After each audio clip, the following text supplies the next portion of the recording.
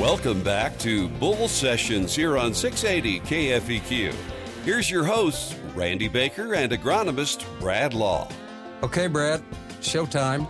All right. Hey, I thought of something over the break. What was it? I'm going back to that grain line. On what you do when you're Yes. sitting in a grain line? I thought of something to do in the grain line. What is it? This is just off the top of my head. Oh, my. You can look up what a deplorable is.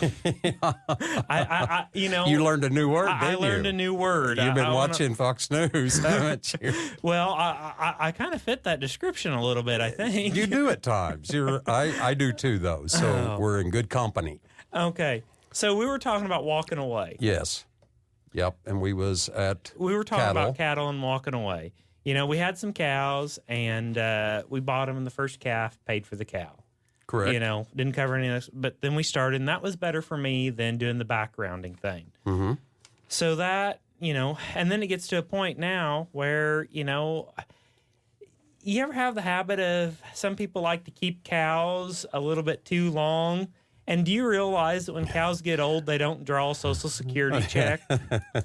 They don't qualify for Obamacare. Nothing. They don't get no benefits or anything. Their teeth are gone like yours. No. Well, I thought maybe they could vote, but No. they won't register them to vote even if they have ID. Well, they'll figure a way to get them on a ballot somewhere or to vote for someone. You know, so now we're moving on and we're going to do something different. And I'm not spending the time I should with them, so I'm moving away from the cattle, and I'm just going to keep You're walking away. I'm walking away. I get it. And what I am going to do is I'm going to keep a few back for a little lot and do some butcher beef and that sort of stuff for the kids and get something that they can enjoy, where we can still get the enjoyment of having cattle, but not all the other expense and the aggravation, the headache, and like, we went on a trip and then cows are out. You know, that's always something that can, you know. And we were talking about patience. Yeah, patience. You have none of. Okay. Do you know what a Waldo is? No, I don't. A Waldo. I'm getting nervous though. Okay, a Waldo is when you have a sort of a conniption fit. Yeah. Okay. Well, it was a couple years ago. It was August of 2015. I had a Waldo. Okay, you had a fit. I had a fit. The pasture west of my house has a low bottom, and we were getting rain frequently, and they weren't just small rains. And they changed the ground across the road, and they started farming it, and I started getting water a lot quicker. Well, every time on my pasture, and every time we'd get a big rain, the water would come up and it'd knock the fence down. The cows go for a stroll. And I finally had enough of it, and just there at the wrong time of the year, middle of August, I loaded everything up and I sold them. I had my fit, and guess what? If I would have sold all my cows then, I sold 400-pound calves then for more than what 800-pound calves are going for now.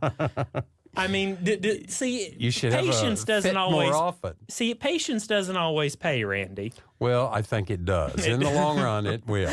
Yeah, but I felt good when they were gone, and I didn't look back, and it was just beautiful. It worked that one time only. That one time. Now, another thing is we can talk about equipment. Yeah. Okay. Do you remember that? You know, we can either repair and rebuild, or we can upgrade. You know, and when is the right decision? And I've done both. You know, when do we repair? When do we rebuild? You know, it's kind of like, remember Kenny Rogers? I do. Okay, he had the song The Gambler. Yes. You know, he had know when to hold them, know when to fold them, know when to walk away, and know when to run. You know, so that's kind of neat that you think, okay, when do I do this? Well, you know, I've got a nice, I consider it nice, blue 379 extended hood Peterbilt. Yes, it's got N14 truck. red top, 13 speed, you know, chromed out dash, trucker's delight. Yeah. Okay. Well, when I was looking for that truck, we were upgrading our old 10-wheelers that had those, the brakes on them. They took the brake fluid. I can't think of what that's called, but the brakes always had issues and lines. They were from the 70s. They were constantly having issues, so we upgraded. The ones that wouldn't pass the DOT. They were nice looking, but they had it was needed more maintenance than I was looking at. So we upgraded to something a little bit bigger, and that blue Peterbilt.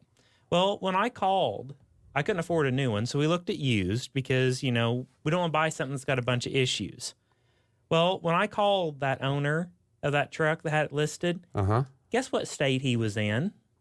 I don't know. He was in Pennsylvania. He lived over in St. Louis. He was in the truck in Pennsylvania. So he trusted that truck to go that far from home. So when he got back, I went out and looked at the truck, and I bought the truck because if he was willing to drive it to Pennsylvania and back, he wasn't worried about it blowing up. Right. So I was not afraid to get that. I wasn't going to walk away from that truck because it was what I wanted, and he had faith in it. And it's been, I think I wrote down, it's been 8 years, and it's only stranded me once. That works. And that was this summer. I remember. I was taking a load of wheat down to, the very last load of wheat down to Kansas City. And I remember. If anybody's familiar with 635, there's a bridge. And on that bridge where you cross into Kansas, I was in the left-hand lane to exit. I think I was going to Bartlett. And the truck just started going plub, plub, plub. And it would fire back up, and I'd let out on the clutch and go plub, plub, plub. And you're at, 2 or 3 o'clock in the afternoon, and you're on 635, and cars are passing, and you're worried if you're going to get rear-ended or what. So I called 911, and they patience got not being patience. And you wouldn't think that the cars passing over the on the other side of the barrier going by, they would shake that Peterbilt. So I sat in it and I put my seatbelt on. I'm sitting in the truck and ended up got towed and everything, and it was the dang battery cables was the problem. That was it. That was the problem. But that after 8 years, that was first time I got stranded. We'd done preventative maintenance, but you've got to, I couldn't afford a brand new Peterbilt. They look very nice there on the showroom floor, but don't just walk away, Ron.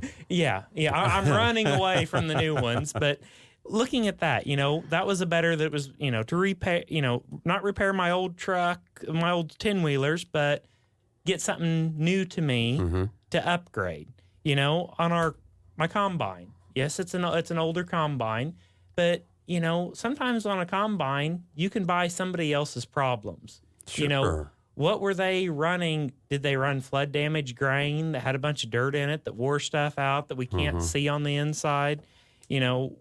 I went through and we did a major upgrade this winter on mine. We replaced. Remember. I think we put everything on the inside is like new, but that's going to be a several-year deal for me that it's not going to happen again. So we rebuilt. Yeah, there's a time to do that. Some of these are not. There's a time to, repair and rebuild, and there's a time to upgrade. Yeah. So when do you walk away from a piece of equipment? We look at it like somebody's planner. We can repair and rebuild a lot on that planner. I don't know how many times I've put new True V disc, new gauge wheels on, to have that thing making a nice seed furrow. Right. Well, once that shank, where everything mounts to, when it starts having trouble, it might be time to upgrade, Right. Or if you've got, it's going to take all this time and labor, or I can trade. Everybody, you got to run those numbers and decide when you're going to walk away from that. When, do you want something bigger? Do you want something, I want something that doesn't have a payment. Sure, you walked away from the new to fix your old because it was feasible to do that. If it wasn't feasible, then there is those times that it's not. It's time to go new or newer. New.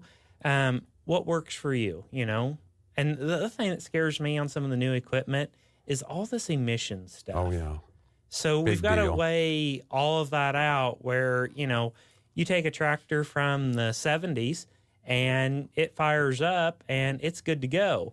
And you take a brand new tractor and you fire it up, and if there's a sensor wrong, it shuts it down. Is it worth the headache? But that newer tractor, you can drive it for 16 hours a day and walk out of it feeling fine. That one from the 70s, you may not feel so fine afterwards. Well, it's a young man like you, it wouldn't hurt nothing. You're still youthful, but I like that point you're talking about, to walk away from, for instance, I have a cousin, they had a combine issue, $25,000 just to fix this. And, there could have been other parts in that wore out. They upgraded. They walked away from repair. Yeah. It just made more sense. So you're forced into those situations at times, too, that is not, when they say timing is everything. Well, and, sometimes, something like even a lawnmower.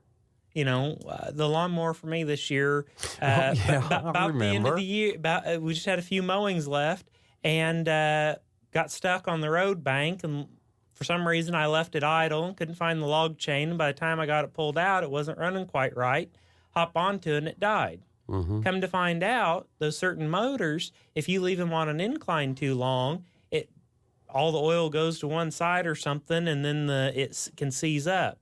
So that's what happened, isn't it? That's what happened, and now I'll be in the market for a new lawnmower. Or a goat. Or I don't think we'll go with a goat. The boys would like to have some goats. Maybe sheep.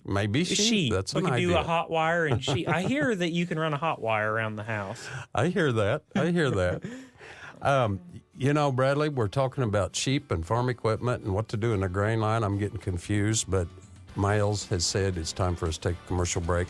So we're going to do that, and we're going to talk more about whatever you want to talk about when we come back to Bull Sessions. I've got a few more good ones left. On 680 KFEQ.